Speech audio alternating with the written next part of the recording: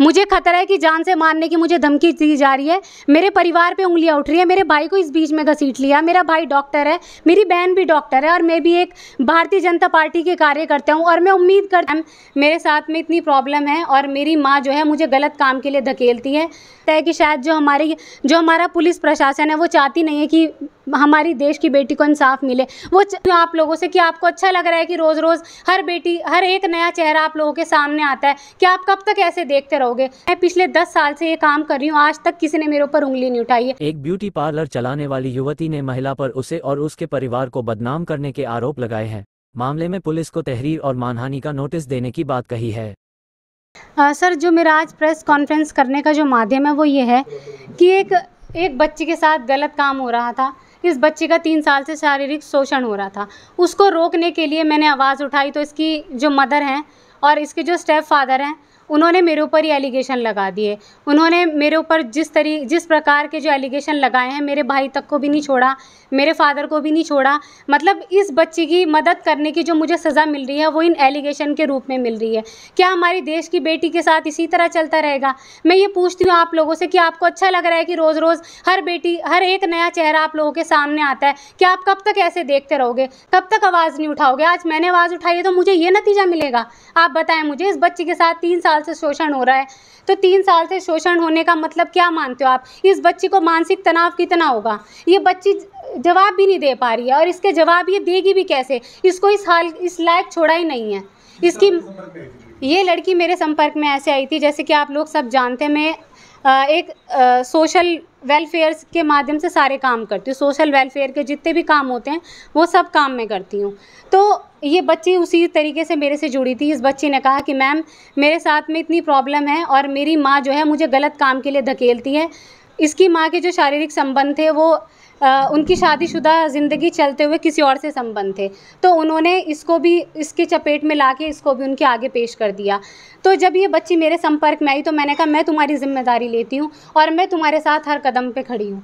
तो मुझे इसका साथ देने के लिए बहुत मुश्किलों का सामना करना पड़ रहा है, लेकिन आज बात मेरी इज्जत पे आ गई तो आज मैं चुप नहीं बैठूँगी। किस तरह के एलिगेशन लग रहे हैं आपको? सर, मेरे को ये एलिगेशन दिए जा रहे हैं कि भाई मैं पिछले 10 साल से ये काम कर रही हूँ, आज तक किसी ने मेरे ऊपर उंगली नहीं उठाई है, लेकिन आज मुझे ये कहा जा रहा है कि मैं लड़कियों के साथ में गलत काम करवाती हूँ। अगर मैं गलत काम करवाती तो पिछले 10 साल से कहाँ थे वो?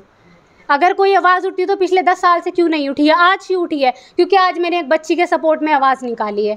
और मैं हमेशा इसके लिए आवाज़ उठाऊंगी। इसके लिए नहीं, देश की कोई भी बेटी हो, क्योंकि मैं भी देश की बेटी हूँ। क्या आप लोगों को तरस नहीं आता कि आज ये चेहरा है, कल को कोई और चेहरा आएगा? कब तक आप लोग ऐसे देखते रहोगे? आज मुझे भी घसीट दिया इस बीच में कि मैं भी ये सब काम करती हूँ। क्या आपको लगता है कि हमारी देश की बेटियों की ज़िंदगी ऐसे ही चलेगी? कब तक चलेगी आखिर? ये बच्ची साजिश की जो तहत इसके साथ में जो हुआ है, इस बच्ची को यहाँ से ज़बरन लेके गया, जयपुर लेके इसको धोखे से वहाँ पर ले गए। जो इनके स्टेप फादर थे उन्होंने इस बच्ची को 8 दिन तक के न्यूड रखा और इसके साथ में जो बलात्कार किया, रेप किया, जो भी शोषण किया, इस बच्ची के साथ में मानसिक स्थिति इसकी ठीक नहीं है। और साथ में मानसिक स्थिति इसके साथ तो ख़राब हुई और साथ में आज हमें भी टॉर्चर किया जा रहा है। मुझे जान से मारने की धमकियाँ दी जा रही है। इनकी जो मदर है उनका नाम इशरत है और इस केस में 3 बंदे और भी हैं जो उनके स्टेप फादर हैं और जिसके शारीरिक संबंध थे इनकी मदर से। उनका नाम है असलम, वो आड़त का काम करते हैं, और एक लड़का है आतिफ जो जिम वगैरह करता है, जिस लड़के ने इसका शोषण भी किया। इसकी माँ ने इसको दबाने के लिए इसकी आवाज़ को एक लड़के को हायर करा और हायर करने के बाद में इस लड़की को कहा कि तेरी से हम शादी करा देंगे। और इस सब के चलते हुए इस लड़की ने उस पर भरोसा करके उसके साथ घूमने फिरने गई और इसको जाल में फंसाकर अपने ट्रैप में फंसाया। और इसके साथ में सर हमने जो है अपनी तरफ से सारे काम कर लिए, पुलिस को तहरीर भी दे दी है, लेकिन मुझे ऐसा लगता है कि शायद जो हमारा पुलिस प्रशासन है वो चाहती नहीं है कि हमारी देश की बेटी को इंसाफ मिले। वो देखना चाहते हैं। मुझे ऐसा लगता है कि ये कांड नहीं रुकेंगे। पहले निर्भया कांड था, वो लड़की अपनी इंसाफ के लिए आवाज़ नहीं उठा पाई, देश उठा रहा था, लेकिन फ़ायदा कुछ नहीं हुआ। आज इस बच्ची ने आवाज़ उठाई, आज इसकी आवाज़ दबाई जा रही है। आखिर कब तक हम ये ऐसे लोगों की आवाज़ दबाते रहेंगे? इनकी मां ने कहा प्रूफ है इस बच्ची के साथ जो शोषण हुआ, उसकी पूरी वीडियो हमारे पास में है। हमारे पास सारे सबूत हैं। इस बच्ची को जिस तरीके से ब्लैकमेल किया गया, सब सबूत है हमारे पास में। आपके पार्लर था जो सिलाई में पार्लर था, कहा था कि वहाँ भी कैमरे लगाए गए थे, उस तरह का भी कुछ सर मेरे यहाँ पर क्या है, क्योंकि ये ज़माना ऐसा है कोई भी आपके ऊपर कोई एलिगेशन लगा देता है। अब वहाँ पर कैमरे थे तभी तो आज तक की कोई आवाज़ नहीं उठी। अगर आवाज़ उठती तो पहले क्यों नहीं उठी, आज क्यों उठी है? आप बताएं मुझे, दे इस बात का जवाब। किस तरह खतरा है आपको?